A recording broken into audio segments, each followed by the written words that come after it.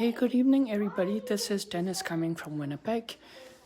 I want to share another information that I got from one of my very smart friend in US that shared with me on Sunday that I've been reading and reviewing over a few times last a couple of days, and I wanted to share that with you. Last a few days, I've talked about, getting proper sleep so that your body is not stressed and your immune system won't go down, and that your immune system will be healthy and strong enough to fight the virus infection. There is hypothesis and study that coming out from 2019, and now they're still continuing working on it, that actually show the connection between the immune system and melatonin. Melatonin is a hormone that sleep hormone that when you're sleeping, your deep sleep, you have high level of melatonin. And melatonin, actually, a lot of us think that melatonin is produced in the brain pineal gland, but in actual case, apparently melatonin is produced in every cell of our body, including mitochondria, which is our energy production area. So, hey, Mike, good to see you on here. So, now,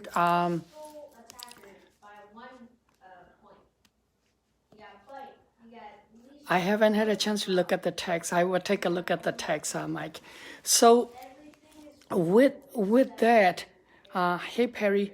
So with that, what we're finding is that melatonin is actually block specific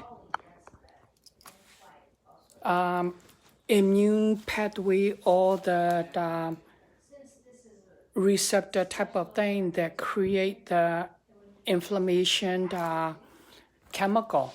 And a lot of time what we're finding is that especially with the COVID-19 right now, what they're finding is that when you get infected, the one that get really, really severely sick are having these major inflammation and getting something called cytokine storm. And that's where you can actually potentially die from, because your body is overwhelmed by all the inflammation. And pneumonia become hypoxia, which is you don't have enough oxygen, etc.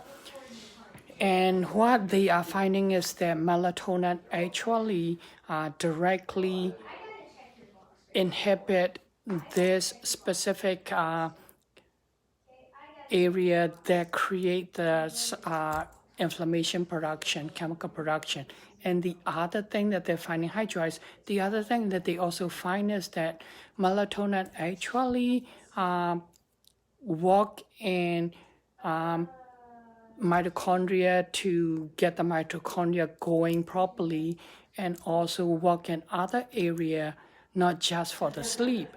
So they are saying that if you look at it, children under 9 years of age, if they get infected, they don't get very severe symptoms because they have their body produce higher amount of melatonin than adult. As we get older, we produce less and less melatonin, and that we can see that because the older you get, a lot of people say, I need less sleep, I don't need a lot of sleep. It's not that they don't need a lot of sleep, but somehow the body's no longer making high enough melatonin that they don't sleep long enough anymore. And if you look at higher adult, you see more and more inflammation also. And that's why after 40 and up, a lot of traditional doctors will want to monitor your cardiovascular health, etc., because your inflammation, the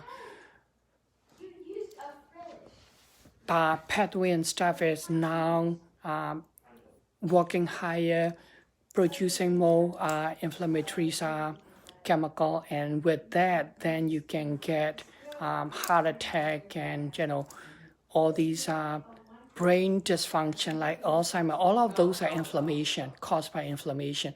So now you can see that there's a relation between the sleep and inflammation. And so what you can do is actually you can supplement low dose of melatonin to prevent these inflammation as a preventative measure. And one of the other thing that part and parcel of working together with the melatonin is vitamin C. I've talked about vitamin C previously, and that I've been saying vitamin C will improve your immune system and make it healthier. But there is now connection with the vitamin C because we know vitamin C is an antioxidant. And so the whole inflammation, oxidation, stress, having good enough vitamin C from that point of view, it's also help with the inflammation. And there's another part of vitamin C related to nitric oxide production, which also work on modulating the whole inflammation pathway. So there's a lot of information. If you want to know a little bit more detail, please PM me, because if I keep going, it's going to be a long Facebook Live, and nobody's going to watch it. So definitely PM me. There is connection between melatonin, inflammation, and vitamin C.